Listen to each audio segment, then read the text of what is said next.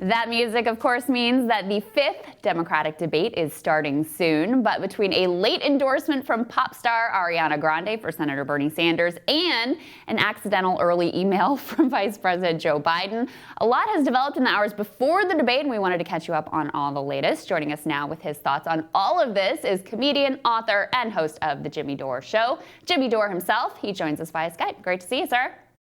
Hi, it's great to be here. I hope that at some point in our conversation, you'll say heterodox again, because I love it when you say heterodox. A lot of people comment on, I didn't realize that was an unusual word or a sort of unknown word. So I'll try to work it in just for you, Jimmy. I love it. I love it. All right. So let me ask you the meta question first, which is, how do you think about these debates and their role in our process and how they've all unfolded thus far? I think it's fine. But the role they play is they pretend to have regular people asking questions of the people who are supposed to represent the people. What we have is just millionaires asking other people who are controlled by millionaires what they're going to do. So the last debate we had, we had Anderson Cooper, right? Who better has this finger on the pulse of what regular people want than a member of the Vanderbilt family? Anderson Cooper, worth $100 million before his inheritance. Sitting next to him was a woman who came straight from Goldman Sachs, and then the editor of the New York Times, who's been spreading red baiting conspiracy theories for 3 years. So these are not representative of America. They don't ask questions Americans want asked. And it's what would be smart is if the people who were the candidates would push back against the media. The only thing I think might be less popular than politicians is maybe the media. So they should probably go after the media a little bit more for their horrible coverage. Unless you're Pete Buttigieg, then you're really happy with them. Yeah, Pete Buttigieg, Warren has gotten pretty good coverage. They should maybe just be complimentary there. But I actually think that's really good advice. I mean, you'll remember Senator Sanders said something like mildly critical of Jeff Bezos owning the Washington Post, which of course is a completely unacceptable state of affairs and does very much influence their coverage. And the whole media lost their minds about it, but the public actually liked it because the public sees that this corporate control is really a problem. Yeah, they see that when the richest guy who owns Amazon and had just closed the store they worked at and replaced their job with a low-paying job of a basically slave wage, while the guy who did all that becomes the richest man in the history of the world. Yeah, people are sniffing that stuff out. I think they are, and that's why I think that's why Trump won. Because a lot of people were angry at the system after 8 years of Barack Obama, and they saw Trump as a guy who couldn't be bought because he was already a billionaire, and he used to bribe these people. So they thought he was going to and he ran a populist campaign. Of course, he's not a true populist. He doesn't care about the people. He's one of the billionaire class. He doesn't legislate against them. So, but he knew the words, right? So just like the Democrats know the words they pay fealty, as Chris Hedges say, they pay fealty to democracy, but they don't really believe in it. Yeah, I think that's really well said. One of the things that I've been talking about today is after all of these debates, they have actually moved the polls, but you basically have this dynamic right now where Joe Biden has his support. It's pretty solid. It hasn't really changed that much for the last couple of months. Bernie Sanders has his support. It's pretty solid. It hasn't changed that much for the last couple of months.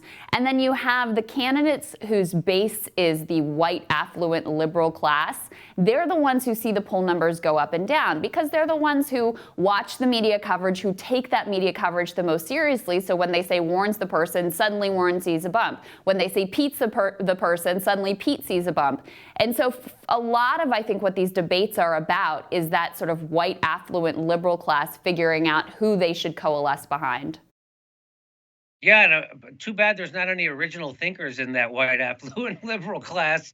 They have to be told by people on TV who they're supposed to like. Now, there's a big surge right now by Pete Buttigieg in Iowa. Don't be fooled by that. If you have a lot of corporate money, which he does, and you spend a ton of it in one small state like Iowa, and it's a mostly white state, you can increase your numbers there, which is that's what's happening. And he doesn't really have real support. That's just the result of a media buy. And Pete Buttigieg, now he's got the attention. Now you've got everyone's attention. And so now people are going to look into the fact that Pete Buttigieg garnered 8,000 votes to become mayor of South Bend, Indiana. 8,000 votes, and now he wants to go from that to president of the United States. I don't think he's ready to make the leap because he can't even govern South Bend, Indiana, and he's been caught making up fake supporters.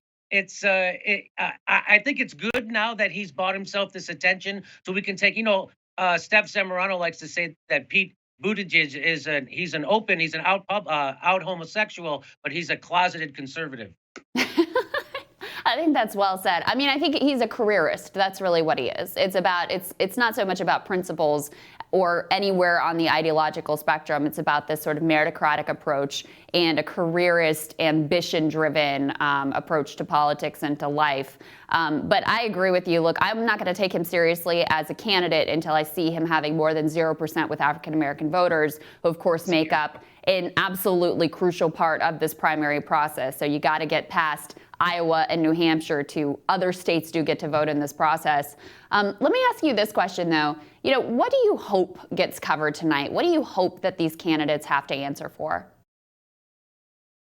Boy, what I really hope happens is I hope Bernie Sanders turns to the other candidates and says, I think there's a reason why you don't understand how my Medicare for All works. It's because you're paid by corporations to not understand it.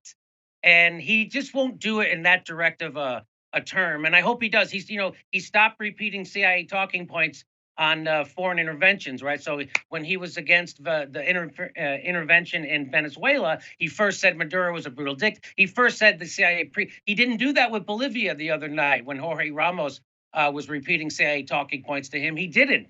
And so I think he's moving a little further to the left. So that's good. And maybe that's a result of Tulsi. Who knows what it is? Maybe she hasn't even come out on Bolivia yet, so I don't know what it's a result of. But that's a good sign to see, and that's what I hope happens. I hope that he can really make the strong case that it's just not we don't have competing ideas, Joe Biden and I. But the reason why we have competing ideas is because he's bought and paid for, and I'm not. I just hope he does that. Well, and Elizabeth Warren put out an incredibly lame, both sides type of statement on Bolivia.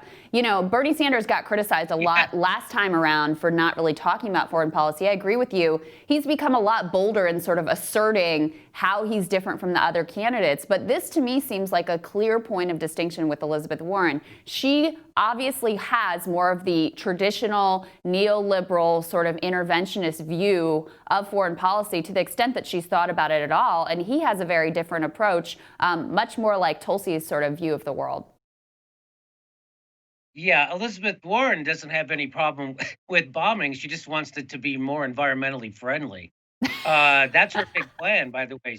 She wants to green the military, right? Because the military is the biggest contributor to climate change, and she's like, "Well, we got to green." The problem isn't that the military isn't green enough. The problem is that we have 1,000 bases around the world, and we're at constant war with the entire world almost, right? Every country in Africa except for two, people don't even know about this, right? So we are the empire. We are as Chomsky says, if you have a problem with terrorism and you want to stop it, there's an easy way: stop participating in it. So we have a drone program that kills 90% in civilians, and that was under Barack Obama, who everyone pretends is Santa Claus. Yeah. So well said. I really, it's good to see Bernie going a little bit farther left. He's always been weak, but again, the crux is getting at our military industrial complex. It's like, people go, well, he's bad on foreign policy. That's the most important thing because it's the thing that the president has the most control over, which is foreign policy. Yeah, and that is oftentimes forgotten. And speaking of that, I mean, Tulsi Gabbard is obviously the sort of clearest and most distinct voice on foreign policy. She's really centered her campaign around that. She also had maybe the most impactful moment of any of the debates so far when she essentially ended Kamala Harris's campaign live on stage. Who do you think that she may critique tonight, and what would be your advice to her? I don't know. I get. But politically, she should think about who can I get votes from. But I think she has a message, right? And so maybe she's going to go after the person who most stands against her message. Or maybe, Pete Buttigieg is also from the military, and he doesn't speak like she does. So maybe that she could make a good contrast between the guy who's leading in the Iowa polls and her. They're both from the military. She has a completely different foreign policy approach. So I think if she's going to do it, that would be a good place to do it, especially since he's getting all the positive press. to the point where people are saying that Pete Buttigieg is going to start getting criticism finally, right? Because now he's the front runner in Iowa. And Micah Brzezinski says, what are they going to criticize him on? Being too nice? Oh, my God. That tells you everything. Jake said earlier on our show, he said, I wonder if this guy is ever going to face a tough question, not just in this campaign, but in his entire life, which I thought was really well said. Finally, did you see Joe Biden? His team got ahead of the curve, and they sent out his post-debate email. They screwed up the scheduling, I guess, and it went out at like 3 p.m. Thanks, and I hope I did you proud, et cetera, now donate. I mean, this is the guy, this is the front runner. Hey, Joe, and he also came out against marijuana again, in case anybody wants to cast a ballot in 1976. He'll take care of you. He's also going to keep a close eye on those rock and roll lyrics. That leads to sex. So not on his watch, not on his watch. Thank God somebody's got to say it, Jimmy. Thank God for Joe Biden. All right, Jimmy, thank you so much. Great to see you, sir. Okay, great to see you. Thanks. And we will see all of you back here. We'll be live at 8:30 p.m. Eastern to do our pre-debate coverage. Join us here then. See you soon.